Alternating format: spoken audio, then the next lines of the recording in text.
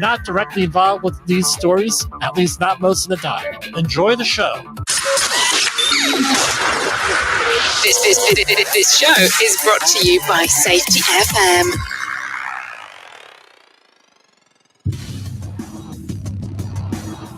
And from the border of liberty and prosperity and the highway to the north, this is Safety Wars for Monday, December 18th, 2023. We're coming up to the end of the year here. So 13 more days, lucky number 13. We're dealing with a lot of stuff here in New York. What do you mean, a lot of stuff? Horrible weather here on the West Coast. That's the United States. I was stuck in traffic for 40 minutes for an appointment this morning, after I left an hour and 10 minutes ahead of time. Got there, and nobody else was there. Well, that's the way it goes sometimes, so I came home. That's why we're doing a midday show.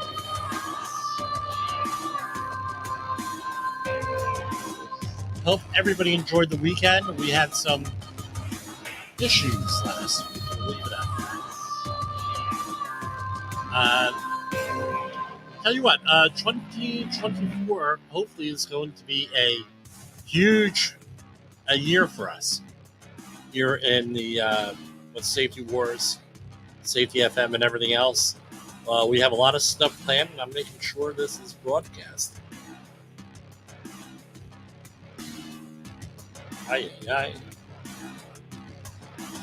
You're never sure with everything going on here.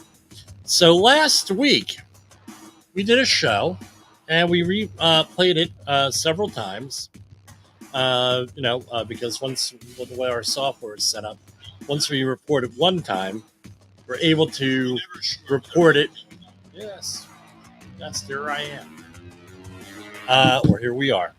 We're able to rebroadcast it again and again and again. So I want to make sure it got out there. We're getting a lot of movement on Twitter. What used to be Twitter, now it's X, on all this stuff here. We're getting a lot of movement. We're getting a lot of stuff going on there. With that, I want to thank all the new listeners that have come on, and please like and share. So who would have thought hard hats, right? And I still have them here from last week. A hard hat, and this is an old one, right? From way back in the day. Would have been people interested on them. But we were one of the first, if not the first, news outlet in the safety field to give commentary. And as we had mentioned last week on hard hats, so OSHA is recommending safety helmets, and they're doing that to their own people, with their own people. Can you see that being used as a leading indicator? Meaning, someone's going to say, you don't have a good safety program because you're not using the safety helmets in accordance to OSHA's recommendations. And then you got the other end. Well, it's a recommendation. It's not a regulation. I ain't following moving up. They could go, take a long walk off a short plank in the middle of the ocean. Right? Little pirate reference there.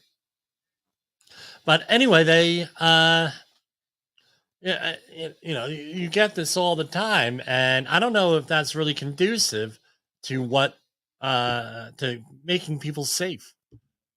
What should you be doing? As always, assessing the hazard, analyzing the hazard, and then acting accordingly. Triple A's, I call it 3 A's of safety. Assess, analyze, act. That's what I've always done. Now, even before this recommendation, there were certain things that we had recommended over the years for head protection. And let's remember, if you are relying on a hard hat or a safety helmet to protect yourself, or any PPE to protect yourself exclusively, we know that that's going to fail. That's a failing strategy every time. Well, you say, well, Jim, what do you mean that's a failing strategy? What is safety? Safety, the absence of accidents or incidents and illnesses, or is it the presence of controls? In our world, human and organizational performance world, it is the presence of controls. So you go through the hierarchy of controls, which we're all familiar with. You engineer, eliminate the hazard, substitute, replace a more hazardous thing for activity with a less hazardous thing. So maybe you could, like with fall protection, rather prevent it rather than having a fatality. Now you have a back injury or whiplash, but you don't have a fatality. Well, what do you mean? Isn't fall protection PPE? Not really. They call it that, but it's more of a substitution control because if you're going to be falling and deploying into fall protection, you will get hurt. Just the way it is. Join the new Safety Wars shirt, number 16. Now that's just the way it is. It's you're not going to get hurt. You're not going to get killed, but you're still going to get hurt. It does hurt. They say, well, that's PPE. No, it's not necessarily. Can you still get hurt with PPE? Obviously, but let's think of it that way. Or as we have with the better way of saying it, better, good, better, best, right? New hierarchy of controls. Much easier to understand. You don't get bogged down in the weeds. But what else do you have to worry about? Because you have a hard hat doesn't mean that people could drop things on your head. Because you're wearing a hard hat or a safety helmet doesn't mean that you don't have to eliminate, cushion some overhead hazards in your workplace. Because you're wearing a hard hat doesn't mean that you don't have to worry about, or a safety helmet, you don't have to worry about housekeeping, eliminating slips, trips, and trips and fall hazards, same level falls. That doesn't mean any of that. Still have to do this stuff. Same thing, unless, of course, you're from the New York, New Jersey area. Just because you put a seatbelt on does not necessarily mean that it's okay to drive like a crazy person on the highway. But, hey, I got my seatbelt on, right? But you think that often happens here. Okay. News and views. A couple of stories we didn't get to last week with OSHA, and we're just going to go through everything here. Start with the oldest here. The oldest story we have. Now, these are all again, like our intro says, everyone's innocent until proven guilty in a court of law. A lot of these citations may or may not be vacated, maybe negotiated downward, all different kinds of things to the end result. So these are just the preliminary proposals, the preliminary citations, preliminary stuff that before things get contested and everything else that's out there. And this is from the Department of Labor. Department of Labor finds 2 Houston contractors willfully ignored federal safety requirements, leading to fatal roof collapses at a high school. 2 companies were assessed a total of $315,000 in total proposed penalties. Federal investigation into the fatal collapse at Friendswood High School in June 2023, which 4 workers suffered injuries, including one that later died, found 2 Houston area contractors exposed employees to safety hazards by ignoring federal requirements to complete an engineering survey before demolition began. So this is a little bit of a different hazard here, right? So usually with a roof, you're dealing with fall hazards. Here you're dealing with a building collapse. Here, fatal roof collapse, but you're dealing with a collapse here. And again, you have to have some type of a engineering study with that. Now, just because you're not doing demolition doesn't mean you don't have to have that engineering study. There has to be an assessment of whether or not that roof is going to hold whatever load you're going to put on it. So even with new construction, we often require an engineering assessment or a letter, something in writing from somebody who knows what the hell they're doing, right? Doesn't necessarily have to be a registered professional engineer, but that's nice if you have one. But essentially, you have to have something that says that you can hold a load on a roof or on a floor even, right? if you're not on the roof. So here we go. Failed to complete. The companies failed to complete, and I'm trying to avoid the use of names. The survey to allow demolition to continue even after hazards became apparent to them. In fact, they directed employees, this is where they screwed up, to continue to work on a structure that later collapsed on them, ignoring federal standards and the company's own policies prevented them from identifying a load-bearing wall that was shown on construction drawings. Now, the accident last week that we saw in New York City with a building collapse in the Bronx, it turns out there might have been a similar thing that happened where a load-bearing structure, load-bearing wall, load-bearing beams, load-bearing something was misidentified as an architectural type thing or a design type thing as far as a facade on there. And it might have been, with that, artistic, architectural, whatever you want to call it, right? And actually there was damage done to a load-bearing piece of structure. So ignoring federal standards and the company's own policies prevented them from identifying a load-bearing wall that was shown on construction drawings. This willful disregard for worker safety was a tragic mistake that cost the worker his life. OSHA issued citations to the companies, to the two companies, the general contractor and the demolition contractor, for willfully ignoring federal requirements to complete an engineering survey. In addition, the agency cited one of the companies for 3 serious safety violations for its failures to protect workers from silica exposure and use respirators properly. So last week, I did silica training and respiratory protection training. So this is a perfect example. The client says to me, Jimmy, why are we doing this? With this, seems like a waste of time because we're dealing with de minimis levels. I said, well, you might be doing that, but there may be other people on the job doing something, number one. Number two, just because it's de minimis, doesn't mean you don't have to do the training, any of this training.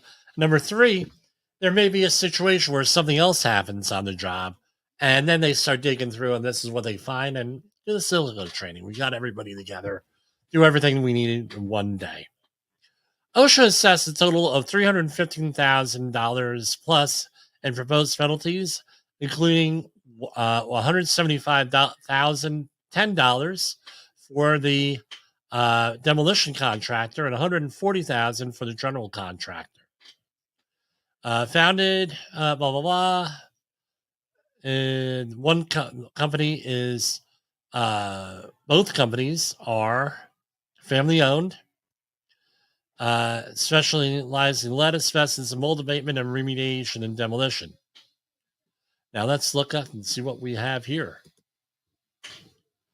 For the one contractor,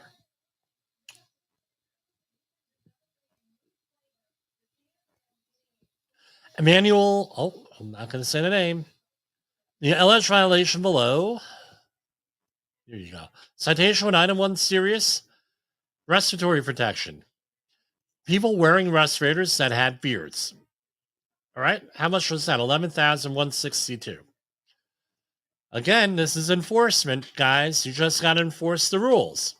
Citation 1, item 2A. Type of violation, serious.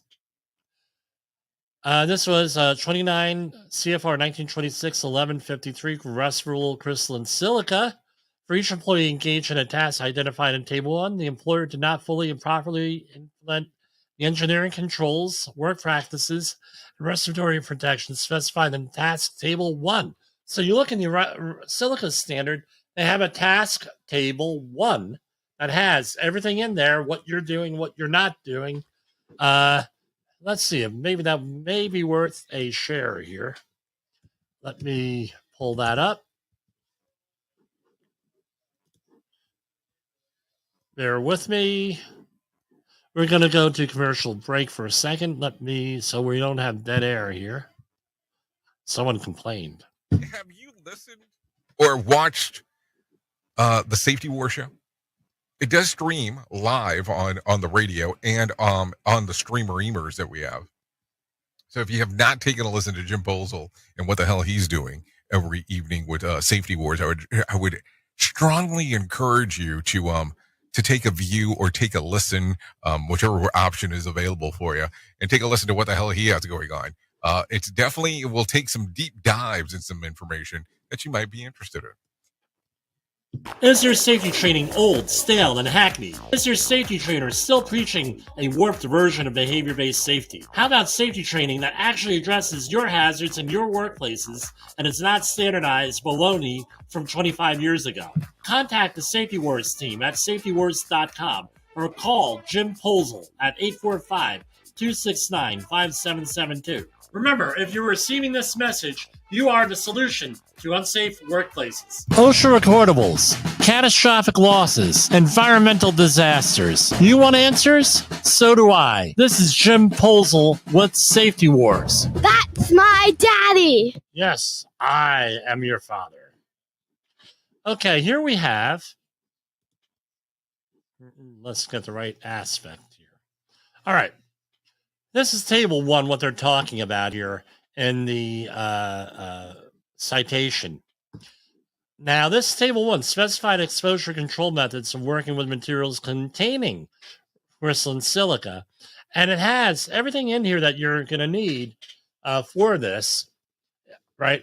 I would use this table and its recommendations prior to an exposure assessment, an industrial hygiene assessment. You always want to get an industrial hygiene assessment. My opinion here, this is not a regulation, it's my opinion, because if you're ever asked questions, yeah, we have an industrial hygiene audit here. We did some air sampling to verify everything.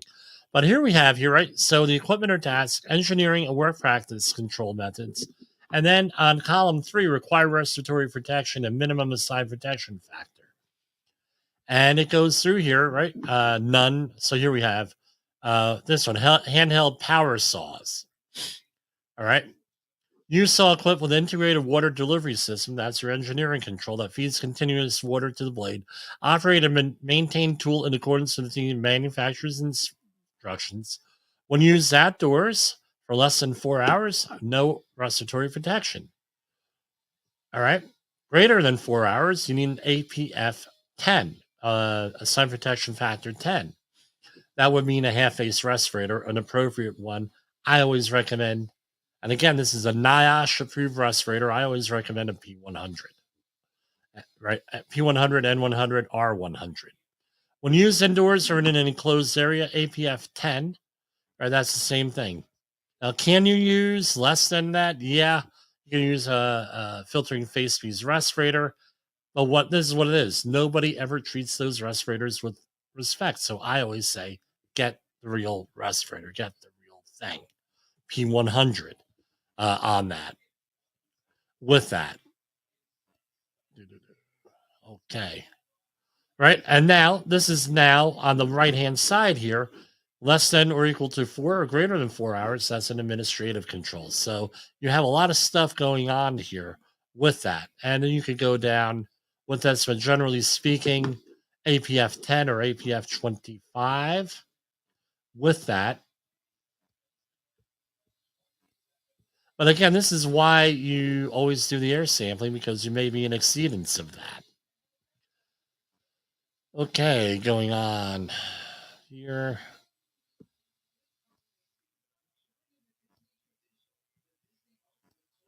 All right, here we go. High efficiency, particularly air filter means the filter at least 99.97% efficient in removing monodispersed particles of 0.3 micrometers in diameter. So that is, in effect, P100 cartridge, right? When I said less, what I meant was you could use a filtering face piece that's a P100 or N100 or R100. But I would not do anything less than an elastomeric respirator with the P100 cartridge. That's it. With that, end of discussion with that. Followed up with air sampling always. And going on, let's see what else we have here.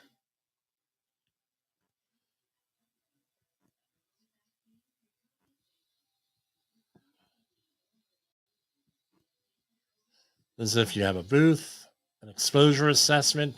The employer shall assess the exposure of each employee who is or may reasonably be expected to be exposed to respirable crystalline silica at or above the action level in accordance with the performance of option in paragraph D2I. Performance option. The employer shall assess the 8-hour TWA exposure for each employee on the basis of any combination of air monitoring data or objective data sufficiently to accurately characterize employee exposures to respirable crystalline silica. Here you go. Scheduled monitoring option. The employer, like I said, just use that table for the initial on there, but you got to do the air sampling here. The employer shall perform initial monitoring to assess the 8-hour TWA exposure for each employee on the basis of one or more personal breathing zone air samples to reflect the exposures of employees on each shift for each job classification in each work area, where several employees perform the same task in the same shift in the same work area. The employer may sample a representative fraction of these employees in order to meet this requirement. A representative sampling employer shall sample the employer or employees who are expected to have the highest exposure level. Right? If initial monitoring indicates that employee exposures are below the action level, the employer may discontinue the use. Going on. And it goes on. You can go and read it for yourself. I don't want to read the whole thing here on the air, but it's 1926 1153D. But that's the whole thing. So let's go a little bit more clarification. For each employee, this is 1153C. For each employee engaged in a task identified in Table 1, the employer shall fully and properly implement the engineering controls, work practices, and that's administrative controls, respiratory protection specified for the task on Table 1, unless the employer assesses and limits the exposure of the employee to respirable crystalline silica in accordance with the paragraph D. How does this work out? This is what I do. When we're going in and we're doing the actual beginning of the work, we go by the table, we do the, unless it's something obvious, we follow the table, we do exposure monitoring, and then we make a determination. Now, almost every time here with everything, right? Almost every time, right? Even if they do come up with things below the exposure limit, the action level, the permissible exposure limit, and everything else, my clients still give out respiratory protection because they can't, a lot of times, unless you're there actually holding the hand of employees, you have to verify, and a lot of times you can't verify they're going to do everything 100% correct with this. Just the way it is here with that. Okay, going back to the actual thing. Let me stop sharing here. If I don't stop sharing, I'm going to put it on where I'm not supposed to put it on. All right, that's a SIP 15,625. They were using a demolition hammer to demolish concrete walls and did not have the water delivery or dust collection system. 15,000 there. Citation item 2B. The employer did not assess the exposure of each employee who was or may be reasonably expected to be exposed to respirable crystalline silica at or above the action level in accordance with either performance option in blah, blah, blah, or the scheduled monitoring option in D23. On or about blah, blah, blah in area P, where the employer did not assess employee exposure to respirable crystalline silica when employees use a certain piece of equipment to demolish concrete masonry walls, was 11,162. Here we have citation 2, item 1. Willful, serious, an engineering survey was not performed by a competent person. What's a competent person? Someone who's able to assess the hazards and do, something to act on those hazards. Right? To determine, right? So that was not done. That was $156,259. Okay. Next set. Here. They formatted this document a little bit differently this time. For the other contractor, who was the general contractor, what did they nab them on? They're cited for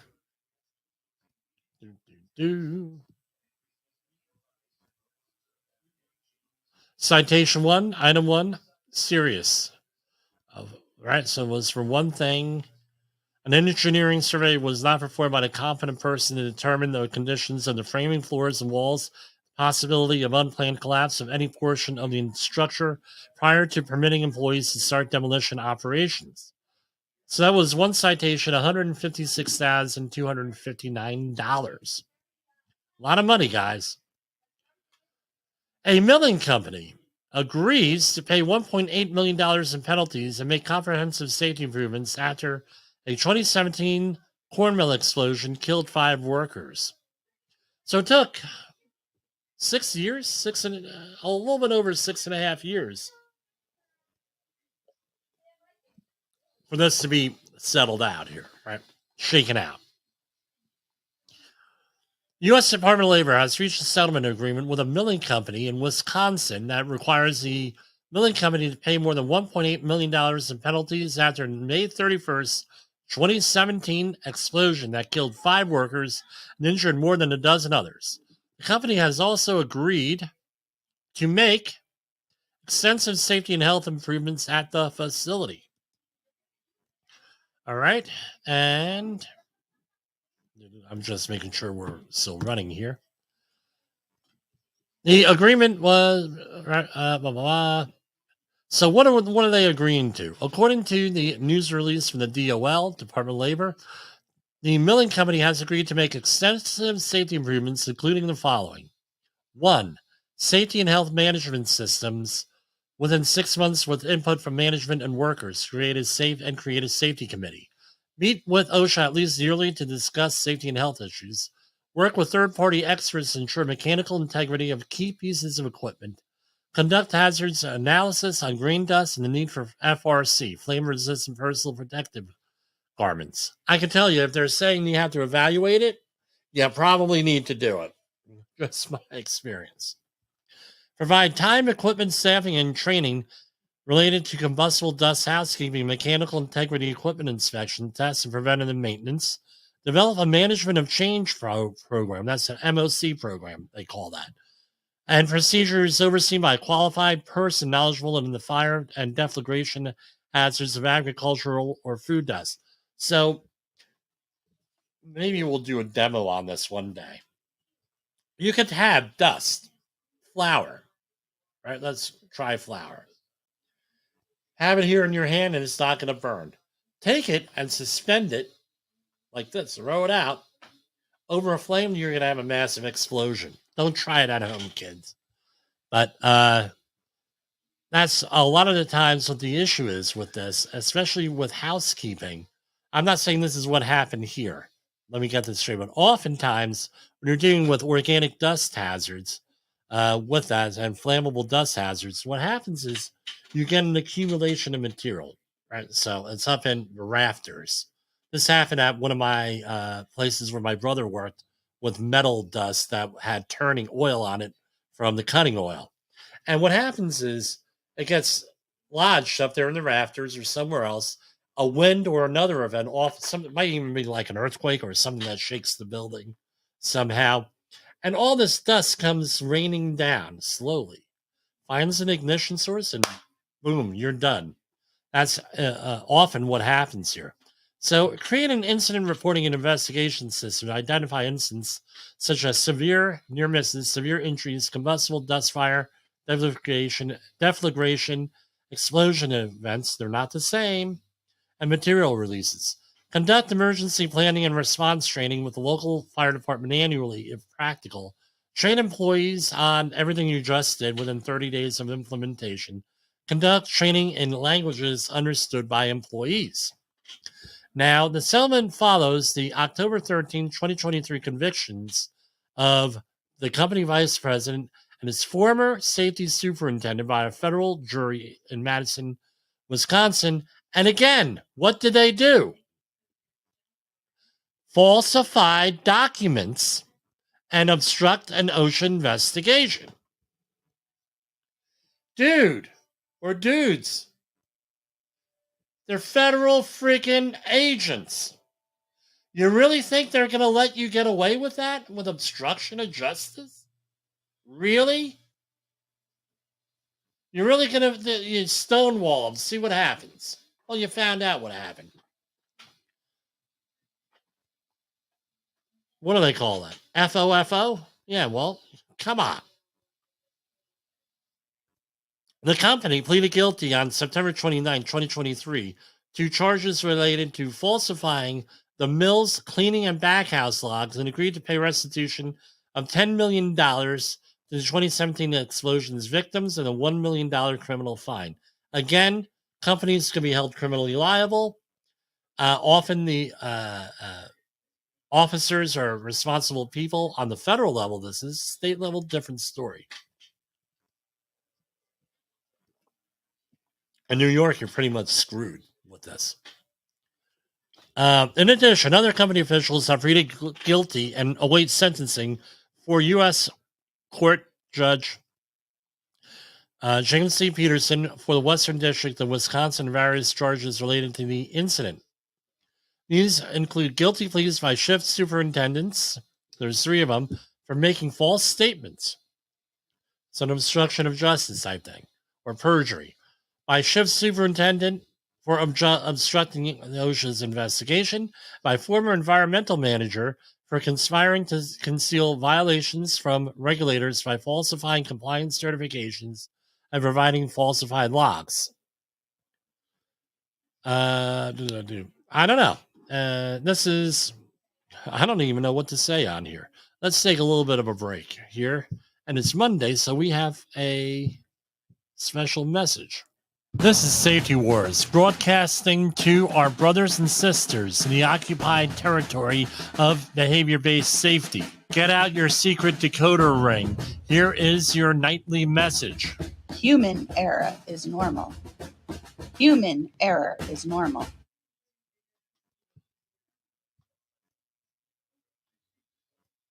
In a world where danger lurks in every corner, one man stands as a beacon of hope.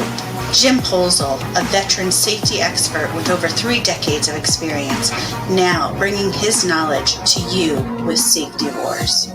Engaging, informative, and always relevant, that's Safety Wars. Join a safety revolution with Safety Wars, available on Spotify, Apple Podcasts, YouTube, and wherever you get your podcasts and videos. And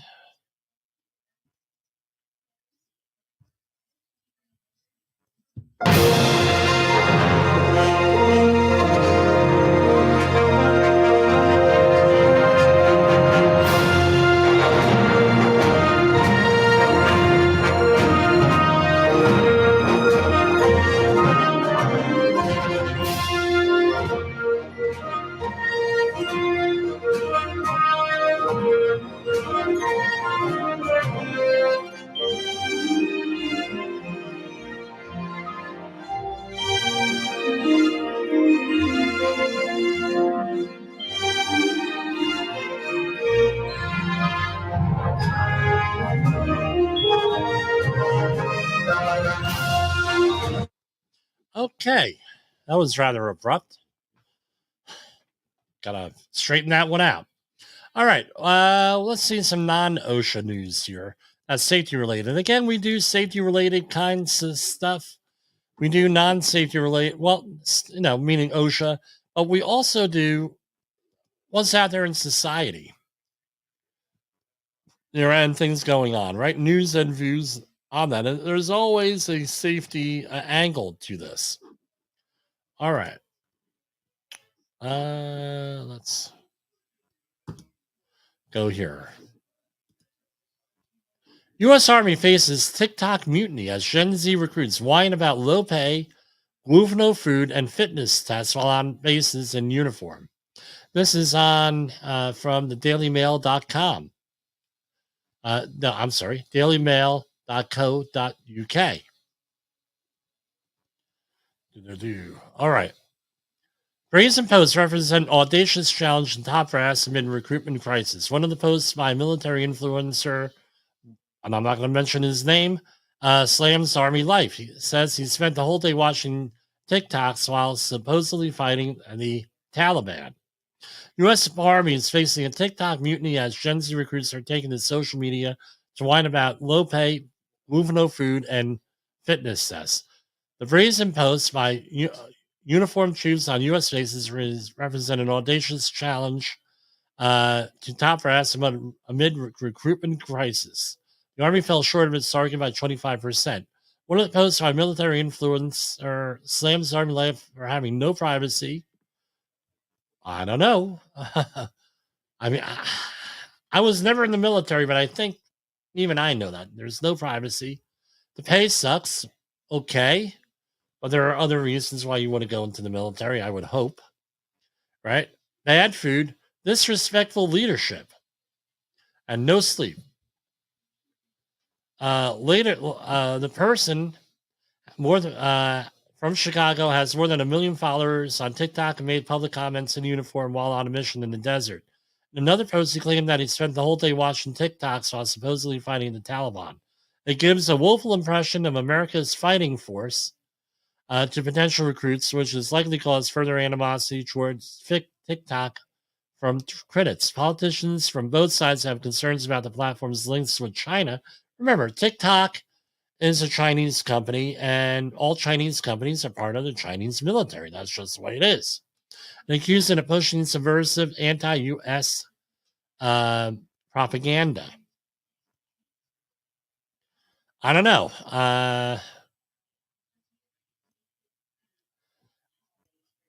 The Navy, and then they're all different recruitment goals and everything. And yeah, they've been going on with this for years. With this, it's cultural. With this, doctors in meltdown as mystery China virus stops responding to all antibiotics. Well, we know that antibiotics are not normally given for viruses; they're given for secondary infections or as a prophylactic to secondary infections. I'm not a medical doctor. I don't play one on TV or the radio. Or on the internet for that matter, right? But no, they're given as a prophylactic, meaning preventative against bacterial infections if you have a virus. That's normally with that. So I'm not exactly getting this. This is from the Daily Star. Doctors worldwide are in meltdown after China confirmed there is a mystery pneumonia taking over the country and stopped responding to all antibiotics. While some are questioning the fact that viruses normally don't respond to antibiotics, experts are yet to confirm the nature of the virus, and a first-hand account from a mom in China details what exactly she was told by a Chinese doctor. With that, I tell you what, we're going through respiratory viruses like you wouldn't believe. Everyone has one here in New York, it seems. One of the friends of the program, probable sinus infection from a virus or something that's impacting his teeth. So everybody's in there, with this. I don't know. Why all of a sudden is this happening is my question. CDC sounds major alarm as new highly contagious COVID variant grips the U.S. The new COVID variant, we have experience with that here, as JN1 has sparked concern among scientists due to its rapid growth rate and large number of mutations. What are the symptoms? A new COVID variant is spreading fast in the U.S. and is highly contagious. A doctor who specializes in infectious diseases has warned. The new variant, JN1, is a heavily mutated new strain and is now the fastest growing variant in the country, according to the CDC. The variant currently accounts for more than 1/5 of all infections in the U.S. It comes as Joe Biden's former COVID advisor admitted the virus was possibly leaked from a Chinese lab. Okay. Who is that person? That is Dr. Raj Punjabi, the former special assistant to President Joe Biden and key COVID-19 advisor, has conceded the global pandemic might have originated from a laboratory leak in Wuhan. And said this, when did he say this? Last Wednesday at a conference in New York City. Again, President Biden, who previously criticized President Trump's suggestion of a Chinese lab origin as nakedly xenophobic, quote unquote, now faces a notable shift in perspective. Oh, well, don't criticize people unless you are putting it in context and you have a little bit of an idea what they're dealing with. Or as the traditional saying goes, do not criticize a man until you walked in his shoes. Ottawa expected to release promised EV sales regulation on Tuesday. That's tomorrow. Automakers, and this is from CBC's Canada. Article by David Thurton from CBC News. Automakers are set to get a jolt Tuesday when Ottawa unveils its promised electric vehicle regulations. CBC News has learned that Ottawa will release its final regulations it says will ensure that all new passenger cars sold in Canada by 2035 are zero-emission vehicles. The source, who is not authorized to speak publicly, said the new regulations are meant to ensure that automakers produce enough affordable zero-emission vehicles to meet the demand. Believe me, they're phasing out cars. They want to phase out cars, period. They've been talking about this for they've been talking about this stuff for many years with that, phasing out cars. Now, here we have another one here. And the first time I heard about this was in, I believe, 1990, 1991. And this is how long they've been planning this one out with this. Why do I remember this crap and I can't remember my daughter's phone number? I have no idea. Full charge. New road plans promise to charge electric vehicles while driving. People are calling it a tremendous evolution. Electric vehicle owners have been notified of new road plans that promise to act as a charging station as cars drive on them. In Florida, between Lake and Orange counties, EV enthusiasts are excited for what has been dubbed a tremendous evolution. The Central Florida Expressway Authority confirmed the approval of an expressway development between the counties that will link Highway 27 and State Route 429 on Thursday, per NBC affiliate WESH. CFX's governing board unanimously approved the first phase of the toll road's construction will be called State Route 516. The authority's manager of community engagement, Brian Hutchings, told the outlet that the conception came out of data that showed only a few roads connected the counties, which are among the fastest growing areas of the state. Let's see. Okay. It would charge EVs as they drive on it through coils under the pavement. And again, I've heard of this many, many years ago. New technology is pretty cool with that. Let's see. I don't want to talk about this. All right. Climate migration may become abandonment as people flee flooding. We were talking about this today in Jamaica Bay. That's part of New York State.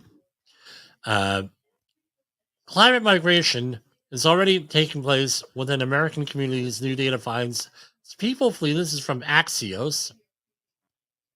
As people, what is popular? Here, I lost my. New data finds that people flee flood-prone areas and create climate abandonment zones. My hometown of Woodbridge went through this in 2012, where half the town was. Woodbridge proper was flooded, a good chunk of the town, and whole neighborhoods were abandoned and bought out. Now it's a nice park, right? Fresh research published Monday morning from a team of scientists at the nonprofit First Street Foundation. Their outside partners include population data down to the census block level. It reveals climate change-related shifts underway at a local scale. Okay, so as the world warms, sea levels are increasing, like they have been for the last 25,000 years, causing more coastal flooding. And it talks about this floods today. At the macro level, Americans are leaving the Rust Belt in droves and heading to areas of greater climate risk in the South and Southwest, said Jeremy Porter, a study co-author and head of the climate change implications for the First Street Foundation. But this is mass other changes taking place at the local level, which is where more moves occur as people try to stay close to their support networks. Research was presented in a report on the foundation's website with the underlying methodology published Monday in the peer-reviewed journal Nature Communications. It shows that during the 2000-2020 period, about 818,000 census blocks experienced flood-related population declines. Researchers classify these areas as climate abandonment areas. When counting risky areas expected to become abandonment areas, if researchers found those places will lose 7.5 million residents over the next 30 years due to flooding. What's that going to do for the whole voting thing, right? Apportionment. With that, again, I don't know what to say. We have situations in this country where communities that should have gone under many years ago, we keep trying to keep there for whatever reason. They try to get reinvented and everything else. So we used to have what are called ghost towns. We even had ghost towns here in New York, New Jersey, Eastern Pennsylvania area, all through Appalachia. That are, the economies change, shit happens. They got to move away. It's just the way it is. Now, a Tesla Cybertruck gets stuck in California forest. And now, right, this is from the LA Times. Did you see this? A Cybertruck was sliding down a snowy embankment with a Christmas tree tied to its roof, went viral on social media. And here we go. This was my take on it. This is from Forest Service spokesman Benjamin Castle, right? From the Stanislaus National Forest, issued a news release offering a partner with Tesla on an education campaign regarding off-road vehicle use. Let's take a look at that news release here. And he goes on. No, we are always thrilled when new opportunities to explore our public lands become available, said the National Forest Service Supervisor Jason Cookin. But feel there may be work to be done in educating users about our motor vehicle usage maps. VUM, MUVUM, MVUM. Cookin was responding to a recent incident in the forest involving a Tesla Cybertruck that apparently lost traction and slid down an embankment on a well-known off-road vehicle area on the forest's Calaveras Ranger District while harvesting a Christmas tree in a moment that has since gone viral on social media. We feel confident that had the driver of the Cybertruck had a better understanding of the topographical feature indicated on our maps, practice leave no trace behind for principles, and generally have been more prepared, this whole incident could have been not only avoided, but also provided much needed education to many new off-road users.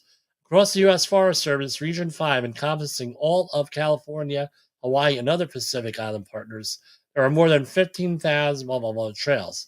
Now,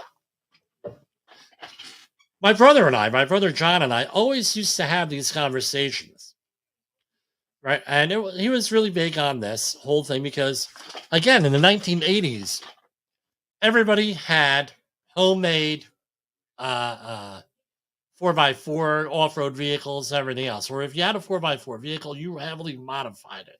You still get that in a lot of areas of the country. A lot of people do that, but it's not like it was from what I was seeing in the 1980s when I grew up here. Right? Then you could go back in all the movies. You had Bigfoot, right? The Ford monster truck and all this other stuff. Okay, Great. But we always had this conversation. We were getting these people that normally did not grow up in that culture, right? They're getting four-wheel drive vehicles or front-wheel drive vehicles, and all of a sudden it's like giving someone a respirator with no training. I'm invincible. I can blah, blah, blah. Now I'm wearing a imitation surgical mask. Now I could go into an ideal H environment, blah, blah, blah. Sort of like that with the Cybertruck, because we're getting people who probably a lot of times never drove off-road, maybe. And need some kind of training, need some time of something. This type of situation was identified with a Tesla competitor a couple years ago. Might have been last winter, where the whole system shut down on here, and it was designed to shut down, and they ended up costing an astronomical amount of money to get them out of the woods with this. So maybe some education is needed. The big thing with four-wheel drive vehicles is this: four-wheel drive gets you going, doesn't make you stop so much. Number one. Number two, as long as the wheels are turning and at a slow speed, you have more traction. A lot of times people don't get that. So, for example, I was pushing a guy up a mountain in going into, I believe it was Jersey City from Hoboken. There's a big long hill. And I said to the gentleman, what you want to do is we'll push you up the hill, but dude, you need to go. Just don't put your foot on the gas. Just take your foot off the gas. Wheels will turn real slow. You have some traction. We push you up the hill. It's not going to be so bad. You only had to push maybe 50 foot up this little hill. Not a big deal. There's like 5 of us. What do you think the guy does? Jams that thing all the way down. Yeah.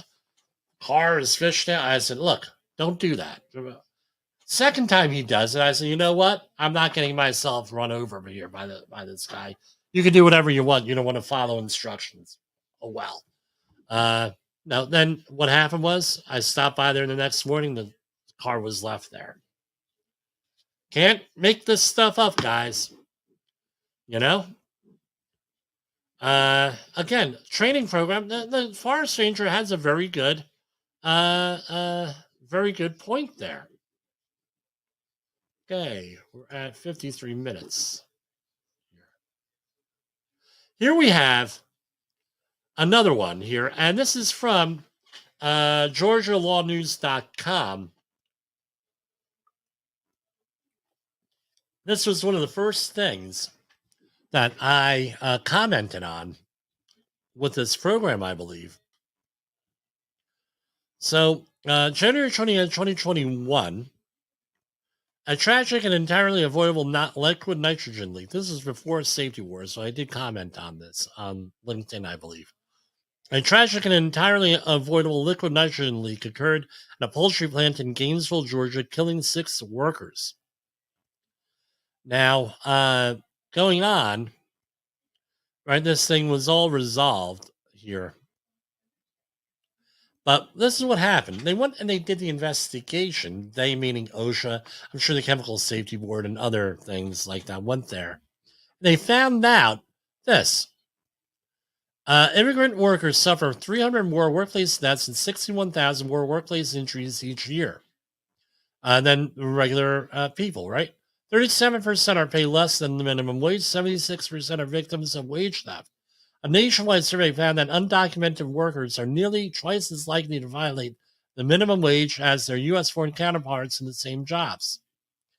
In 2020, 65% of workers' deaths are attributed to immigrants, and in 2021, 727 Latin American immigrants were killed at work. I was having a conversation at New Jersey City University on Friday regarding all of this stuff and the need for continuing education and non-credit courses for, for at-risk communities. And this is a perfect segue, and then I'm going to send this over to the group on here. But basically, what's needed is that, and no, this is earlier this year, but it just came across the wire today. The U.S. Department of Homeland Security announced new guidance establishing a process for workers in labor disputes to request temporary protection from deportation. So they're not reporting things because they're afraid of ICE. Again, I think we covered some of this back in January, but something, you have a new take on here. You have people not cooperating with the investigation because they're afraid of being with that. Here we have on the March 12, 2024. So what companies do is that they browse all these HR websites, or they have an HR subscription to some of these sources, and every year new laws are coming in. So as far as employment laws, and they usually take place January. And the one here in New York is really important because it's a civil rights issue here at work. And there was recent litigation on this. I don't know how it's going to turn out with the Supreme Court of the United States in relation to government gun permits and getting a gun permit on here. A very similar thing. So New York AB 836 was passed, right? And the main topic was privacy and data security. What's the summary of the law? Prohibits employers from requesting or requiring employees or applicants to disclose any username, password, or other means for accessing a personal account or service through specified electronic communication devices. And the effective date is March 12th.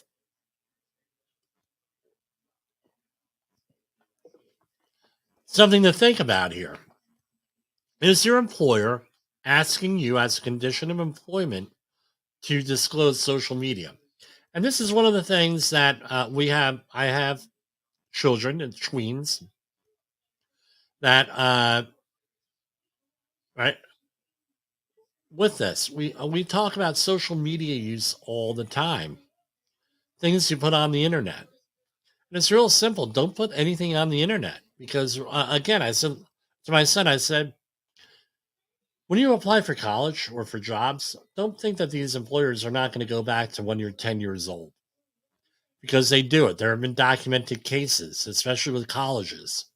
We know of one family whose son lost out on a full ride scholarship when he was 18 because of a tweet that he made when he was 11. It was a racist tweet.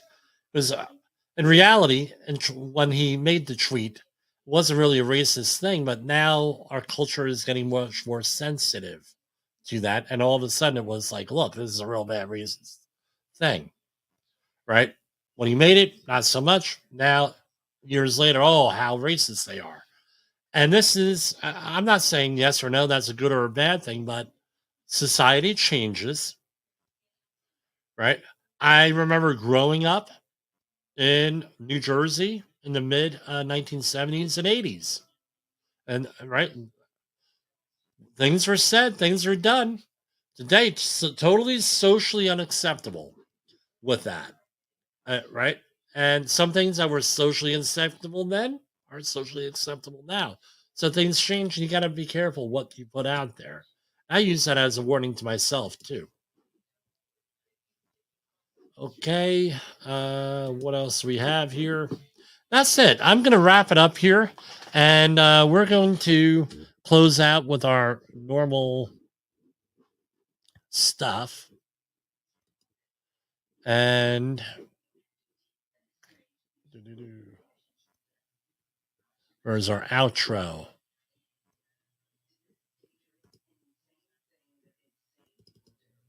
Okay. We will see you back here, God willing, tomorrow. Still going to probably be a pre-recorded program. Tomorrow we have some stuff going on, but thank you for sticking with us here. We're coming up on our 300th programs in short order here. And that's where we are. Come on. Where is that outro?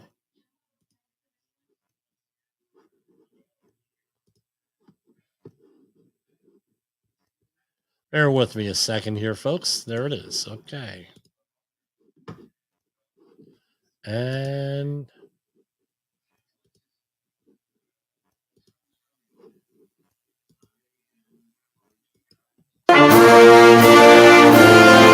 Views and opinions expressed on this podcast are those of the host and its guest and do not necessarily reflect the official policy or position of the company. Examples of analysis discussed within this podcast are only examples. They should not be utilized in the real world as the only solution available, as they are based only on very limited and dated open source information. Assumptions made within this analysis are not reflective of the position of the company.